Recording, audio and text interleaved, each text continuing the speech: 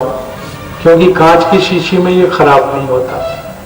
वैसे तो मिट्टी के घड़े में भी खराब नहीं होता, लेकिन कांच की शीशी में आप थोड़ा थोड़ा बना के घर में इकट्ठा करते जाओ तो बहुत पुराना हो गया ना तो बहुत काम का है। आगे चले, कुछ और बीमारी, आंख की बीमारियां हैं। आंख से दिखाई कम देता है, रोशनी कम हो गई, मोतियाबिंद हो गया, काला मोतिया हो गया। इन सब की बहुत अच्छी दवा है गाय का मूत्र, एक एक बूंद आंख में डालना सवेरे ताजा। गाय का सवेरे सवेरे का जो मूत्र होता है ना वो डालना एक एक बूंद आंख में। आंख की सब बीमारी ठीक कर देता है। मायोपिया ठीक करता है, रेटिनल डिटैचमेंट ठीक करता है, कॉर्निया की बीमारियों को ठीक कर देगा। आंख में बहुत खराब बीमारी है आजकल हो गई है, नाइट ब्लाइंडनेस, डे ब्लाइंडनेस, सब ठीक करता है। गाय मूत्र बहुत अच्छी दवा है। परहेज ही वही है, गर्भवती गाय का नहीं लेना। हमेशा मूत्र जो है ना कुमारी गाय का ही अच्छा होता है, हमेशा, हर बीमारी में। और कुछ बताता हूं, गले की बीमारी, माफ करना पहले अभी कान की छूट गई, आंख के बाद कान, नाक हो गया, आंख हो गया, कान और सिर तो हो ही गया। कान की बीमारी में भी गोमूत्र बहुत अच्छा है। जैसे कान से सुनाई कम देता है, कान में हर समय आवाज आती है। कई लोग ऐसे हैं जिनको कान में हम ऐसी आवाज आती ही रहती है, या कान में से गंदगी निकलती है, कचरा निकलता है, मवाद निकलता है, छोटे बच्चों को कई बार होता है। तो कान में एक एक बूंद गोमूत्र डाल दो कुमारी गाय का, बहुत जल्दी ठीक करता है कान को।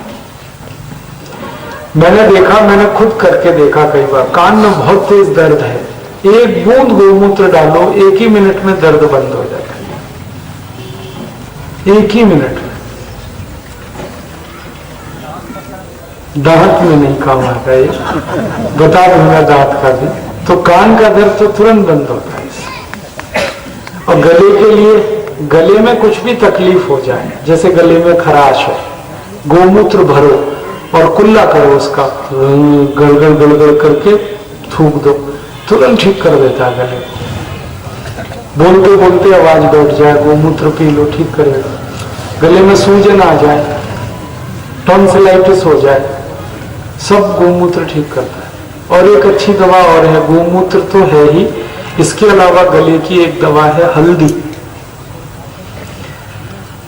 हल्दी जो पाउडर वाली हल्दी है, आधा चम्मच हल्दी सीधे मुंह में अंदर डाल लो, गले में चम्मच भरो और अंदर डालो यहाँ पे, और चुप करके थोड़ी देर बैठ जाओ।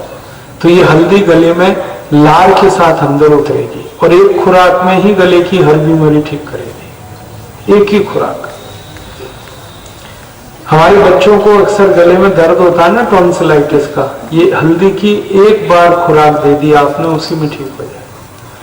बच्चों का कई बार हम ऑपरेशन करा देते हैं, मत कराना कभी भी, टॉन्सिल का ऑपरेशन मत कराना। ये हल्दी है अपने घर में बहुत अच्छी। और गले और छाती की कुछ बीमारियां हैं, जैसे खांसी है, खांसी में हल्दी बहुत काम की है। हल्दी को ऐसे ही सीधे गले में डाल दो, खांसी एक मिनट में बंद होती है। और हल्दी को दूध में डाल के पी लो तो भी खांसी ठीक होती है। हल्दी को अदरक लगा के, अदरक है ना, अदरक को भून लो तवे पे या तो आग में, और उस पर थोड़ी हल्दी डाल के मुंह में चूसना शुरू करो, तो सबसे खतरनाक खांसी इसी से ठीक होती है, जिसको वूपिंग कफ कहते हैं। वूपिंग कफ का मतलब होता है खांसते खांसते खांसते खांसते दम निकल जाए आदमी का, ऐसी खांसी। तो अदरक का टुकड़ा थोड़ा भून लिया और हल्दी मिला के मुंह में डालते ही खांसी बंद। अदरक का रस निकाल सकते हैं तो वो पी लो, अदरक का रस 1 चम्मच, और उसमें मिलाओ 1 चम्मच शहद, और थोड़ा सा मिलाओ 1 चम्मच पान का रस, पान यही जिसको हम खाते हैं।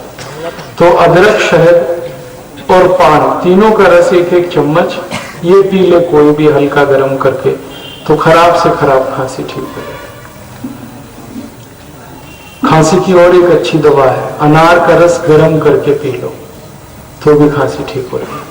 ये जो अमरूद है ना, अमरूद को गर्म करके खा लो, ये तुरंत खांसी बंद करा देता है। ऐसे अमरूद खाओगे ना तो खांसी बढ़ाता है, लेकिन गर्म करके खाओ तो खांसी खत्म कर देता है। यही अमरूद। काली मिर्च है, काली मिर्च ये खांसी की बहुत अच्छी दवा है, मुंह में डाल के चूसो तुरंत खांसी बंद। लौंग बहुत अच्छी दवा है। अब लौंग का नाम याद आया तो आपको बताता हूं, ये इतनी बढ़िया चीज है।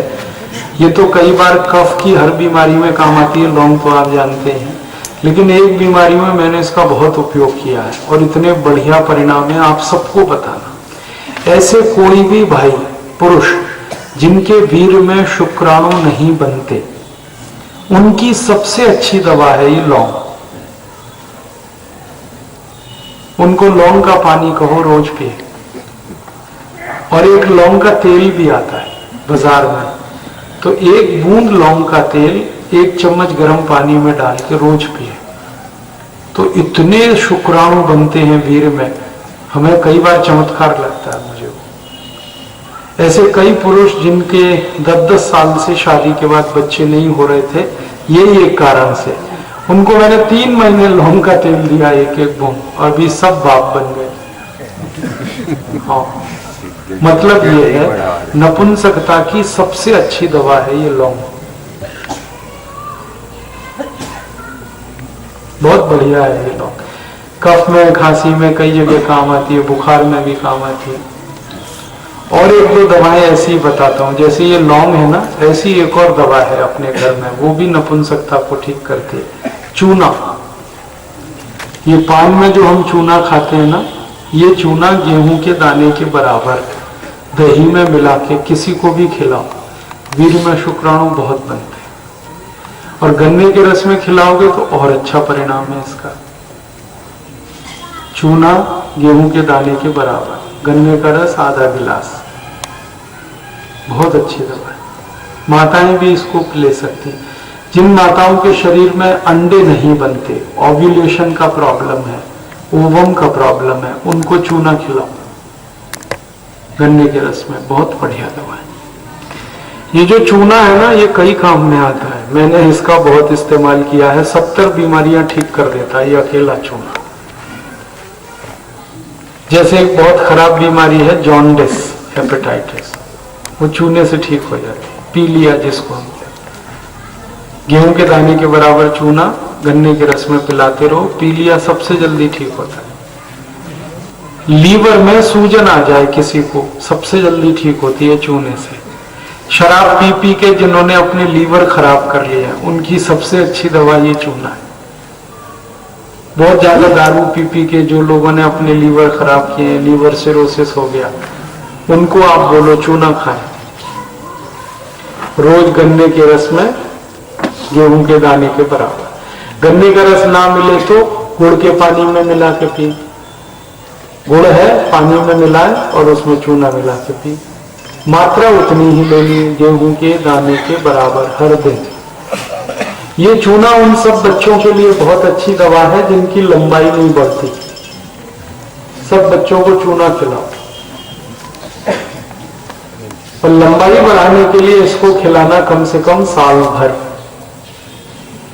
मात्रा उतनी ही, गेहूं के दाने के बराबर दही में खिला दो, नहीं तो गन्ने के रस में, नहीं तो दाल में, नहीं तो सादा पानी में मिला के पिला दो। ये चूना उन सब बच्चों की दवा है जिनकी बुद्धि कम काम करती है, जो दिमाग से थोड़े से कमजोर बच्चे होते हैं ना, जिनको मतिमंद बच्चे कहते हैं, देर में सुनते हैं, देर में समझते हैं, देर में सब काम उनके देर से होते हैं, देर में पैदल चलते हैं, ऐसे बच्चों को चूना खिलाओ, बहुत जल्दी फायदा होगा।